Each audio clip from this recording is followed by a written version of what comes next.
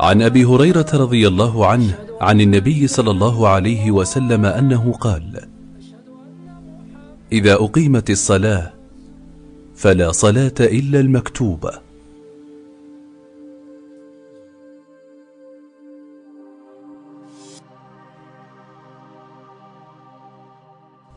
عن أنس بن مالك رضي الله عنه قال: قال النبي صلى الله عليه وسلم: ما بال أقوام يرفعون أبصارهم إلى السماء في صلاتهم؟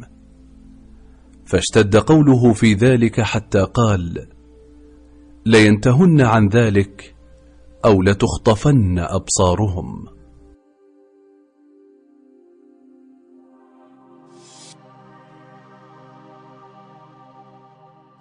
عن عبد الله بن عمر رضي الله عنهما قال: رأيت النبي صلى الله عليه وسلم افتتح التكبير في الصلاة فرفع يديه حين يكبر حتى يجعلهما حذو منكبيه، وإذا كبر للركوع فعل مثله.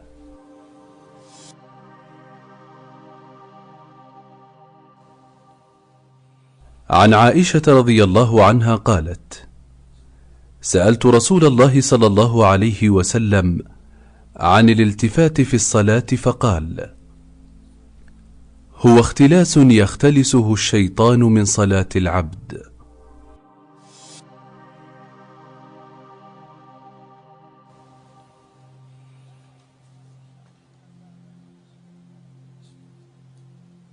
عن سهل بن سعد رضي الله عنه قال: كان الناس يؤمرون أن يضع الرجل اليد اليمنى على ذراعه اليسرى في الصلاة.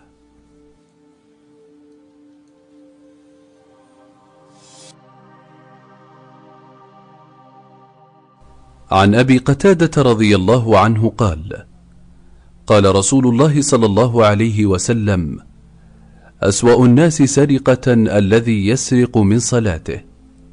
قالوا: يا رسول الله، وكيف يسرق من صلاته؟ قال: لا يتم ركوعها ولا سجودها.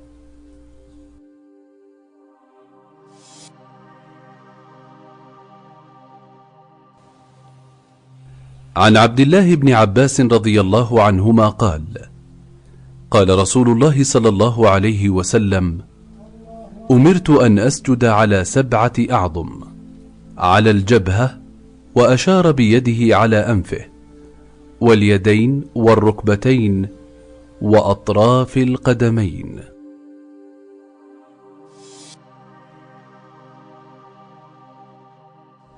عن عبد الله بن عباس رضي الله عنهما قال: قال رسول الله صلى الله عليه وسلم: أمرت أن أسجد على 7 أعظم، على الجبهة، وأشار بيده على أنفه، واليدين والركبتين وأطراف القدمين. عن أنس رضي الله عنه قال: صلى بنا رسول الله صلى الله عليه وسلم ذات يوم، فلما قضى الصلاة أقبل علينا بوجهه فقال: أيها الناس، إني إمامكم، فلا تسبقوني بالركوع ولا بالسجود ولا بالقيام ولا بالانصراف، فإني أراكم أمامي ومن خلفي.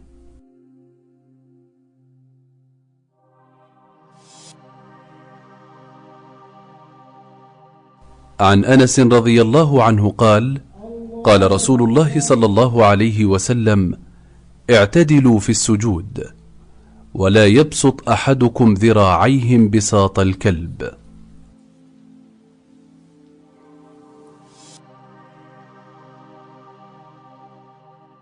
عن أبي هريرة رضي الله عنه عن النبي صلى الله عليه وسلم قال: إذا سمعتم الإقامة فامشوا إلى الصلاة، وعليكم بالسكينة والوقار، ولا تسرعوا، فما أدركتم فصلوا، وما فاتكم فأتموا.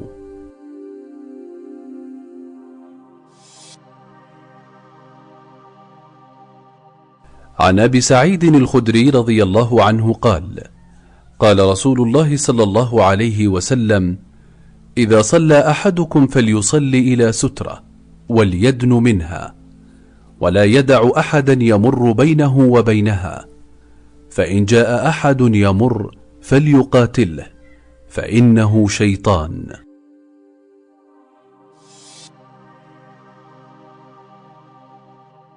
عن جابر بن سمرة رضي الله عنه قال: خرج علينا رسول الله صلى الله عليه وسلم فقال: ما لي أراكم رافعي أيديكم كأنها أذناب خيل شمس، اسكنوا في الصلاة.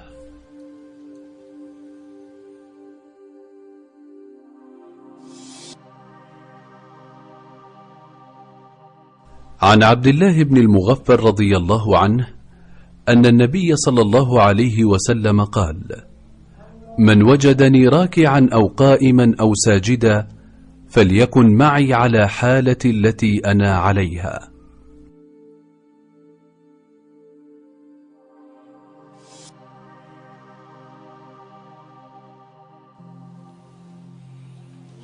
عن أبي هريرة رضي الله عنه قال: قال رسول الله صلى الله عليه وسلم: إذا قمت إلى الصلاة فكبر.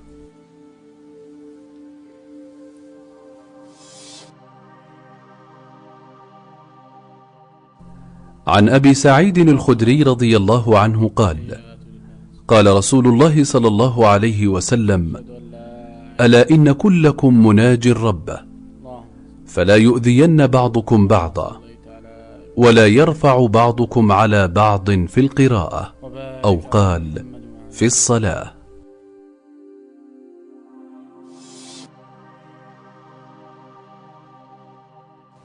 عن عبد الله بن عمر رضي الله عنهما قال: رأيت النبي صلى الله عليه وسلم افتتح التكبير في الصلاة، فرفع يديه حين يكبر حتى يجعلهما حذو منكبيه.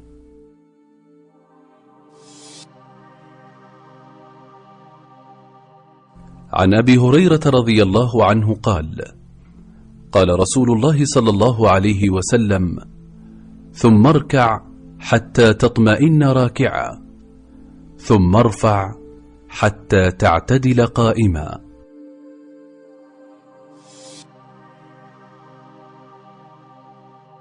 عن عائشة رضي الله عنها قالت: كان رسول الله صلى الله عليه وسلم إذا ركع لم يشخص رأسه ولم يصوبه، ولكن بين ذلك.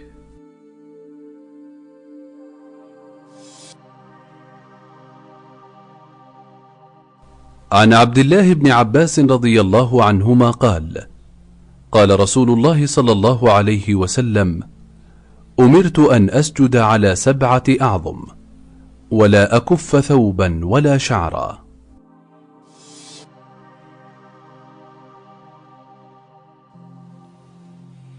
عن أبي هريرة رضي الله عنه قال: قال رسول الله صلى الله عليه وسلم: لا يصلين أحدكم في الثوب الواحد ليس على عاتقيه منه شيء.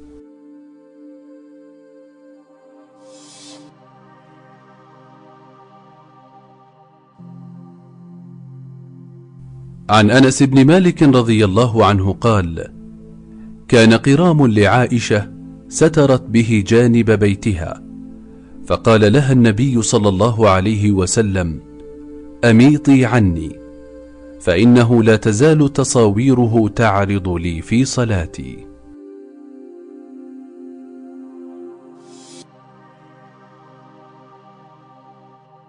عن أبي جهيم رضي الله عنه قال: قال رسول الله صلى الله عليه وسلم: لو يعلم المار بين يدي المصلي ماذا عليه لكان أن يقف 40 خيرا له من أن يمر بين يديه. قال أبو النضر أحد رواة الحديث: لا أدري أقال 40 يوما أو شهرا أو سنة. عن جابر بن سمرة رضي الله عنه قال: قال رسول الله صلى الله عليه وسلم: ألا تصفون كما تصف الملائكة عند ربها، فقلنا يا رسول الله وكيف تصف الملائكة عند ربها؟ قال يتمون الصفوف الأول ويتراصون في الصف.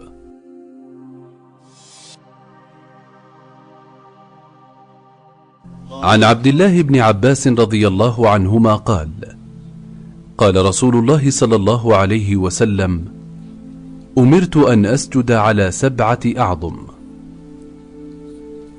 على الجبهة، وأشار بيده على أنفه، واليدين والركبتين وأطراف القدمين.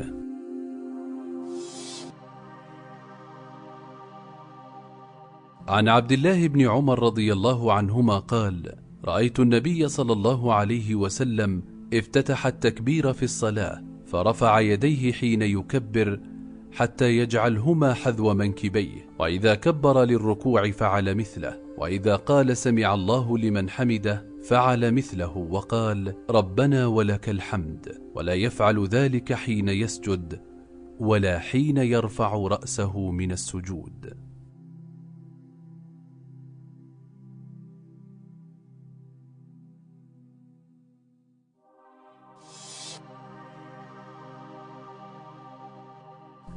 عن عبد الله بن عباس رضي الله عنهما قال قال رسول الله صلى الله عليه وسلم أمرت أن أسجد على 7 أعظم: على الجبهة، وأشار بيده على أنفه، واليدين والركبتين وأطراف القدمين.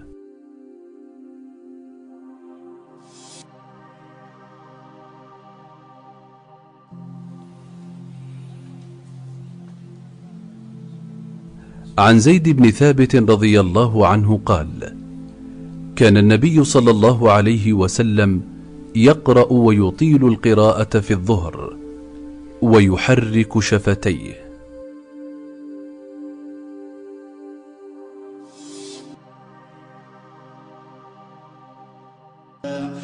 قد أفلح من تزكى وذكر اسم ربه. عن النعمان بن بشير رضي الله عنه قال قال النبي صلى الله عليه وسلم لتسون صفوفكم أو ليخالفن الله بين وجوهكم.